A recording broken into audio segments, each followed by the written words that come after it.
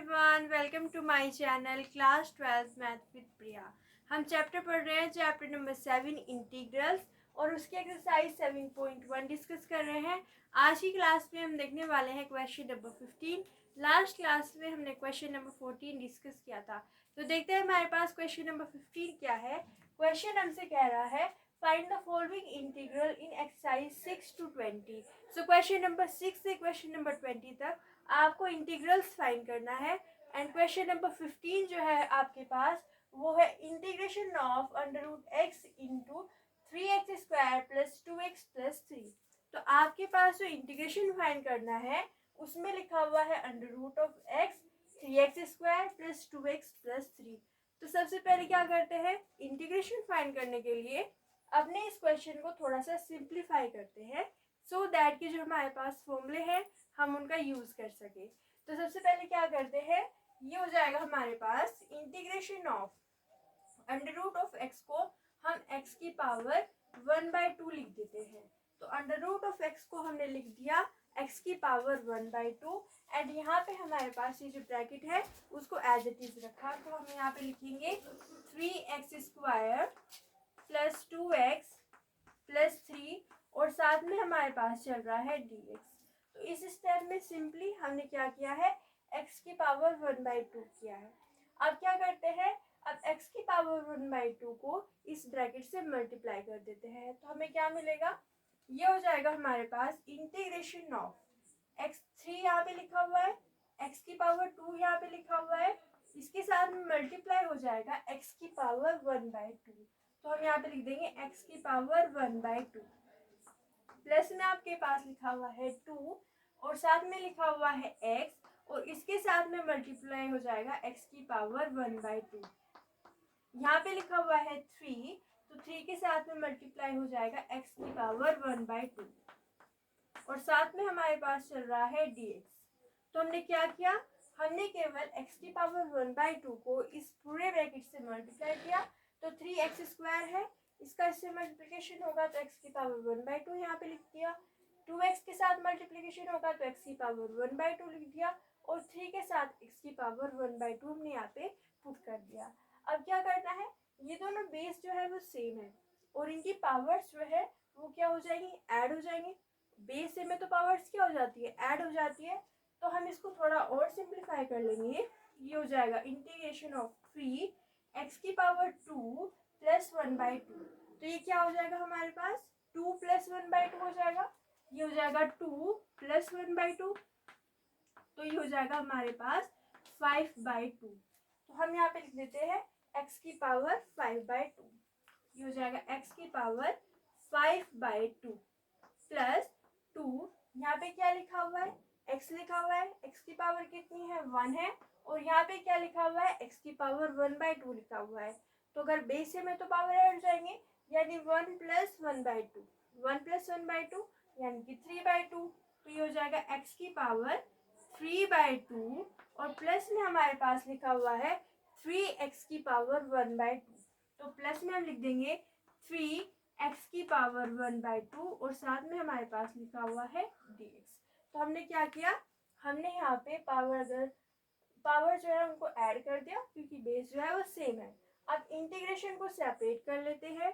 तो हम यहाँ पे क्या करेंगे, हम यहाँ पे लिख देंगे integration of 3x to the power 5/2 dx और प्लस में आ जाएगा हमारे पास integration of 2x to the power 3/2 dx और प्लस में आ जाएगा integration of 3x to the power 1/2 dx।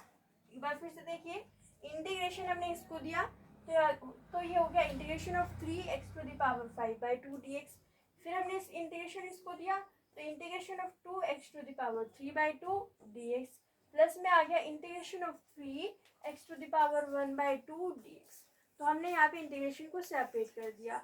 अब क्या होगा, हम यहाँ पे जो कांस्टेंट है उनको बाहर लिख लेते हैं और फिर फॉर्मूले का यूज करेंगे। तो हम यहाँ पे क्या करते हैं, ये हो जाएगा हमारे पास 3 बाहर आ जाएगा, integration of x to the power 5/2 dx plus 2 जो है वो भी एक कांस्टेंट है तो वो भी इंटीग्रेशन से बाहर आ जाएगा।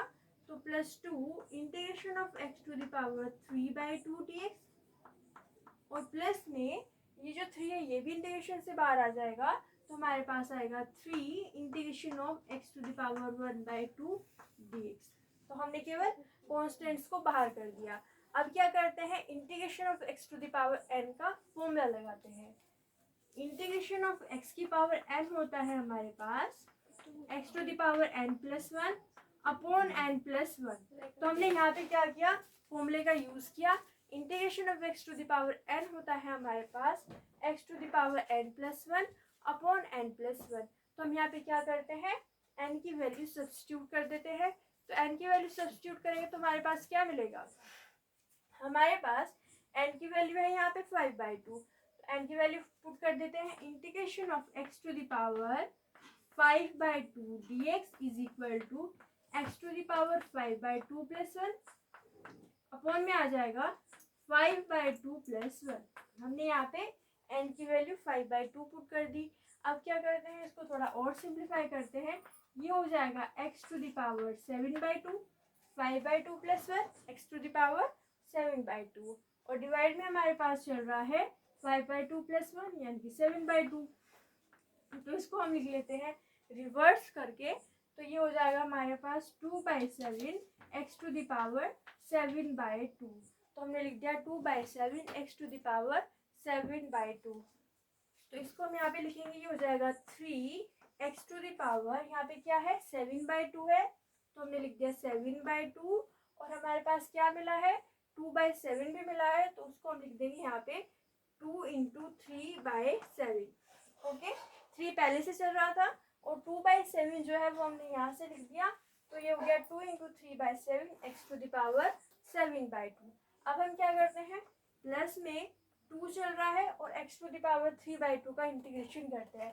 तो x टू द पावर 3/2 का इंटीग्रेशन क्या होगा, इस फॉर्मूले के अकॉर्डिंग हम यहाँ पे लिख देंगे x की पावर n+1 यानी कि 3/2 + 1 x टू द पावर 3/2 + 1 और डिवाइड में आ जाएगा आपके पास 3/2 + 1।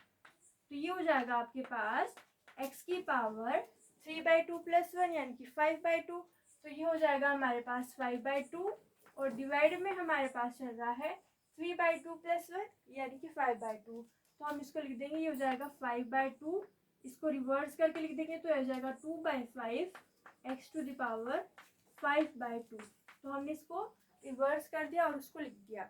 एक बार फिर से हमने यहाँ पे n+1 वाला फॉर्मूला लगाया, x की पावर 3/2 + 1 x की पावर 5/2 और डिवाइड में हमारे पास चल रहा है 5/2, तो उसको रिवर्स किया तो गया 2/5 x की पावर 5/2। इसको हम यहाँ पे लिख देंगे।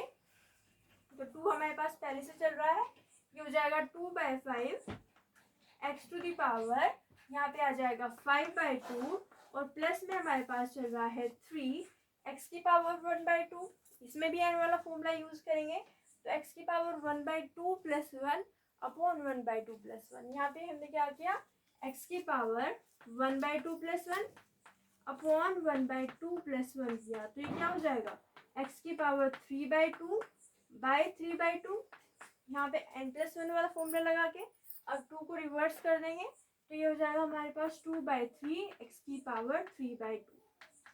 तो यहाँ पे हमने लिखा 2/3 x की पावर 3/2। तो ये जो 3 कांस्टेंट है वो चल रहा है और 2 × 3/2 हमने यहाँ पे लिख देंगे। तो 2/3 यहाँ पे हम लिख देंगे और x की पावर 3/2 और प्लस में आ जाएगा c कांस्टेंट ऑफ इंटीग्रेशन। तो हमारे पास ये जो है यहाँ पे लिख दिया।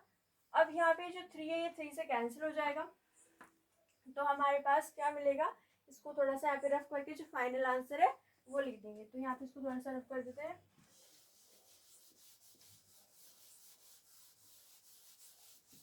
तो हमारे पास फाइनल आंसर क्या है, यहाँ पे देखिए 2 × 3 क्या हो गया 6, तो 6/7। ये जो फाइनल आंसर हम यहाँ पे लिख रहे हैं 6/7 x टू द पावर, यहाँ पे चल रहा है 7/2 x टू द पावर 7/2।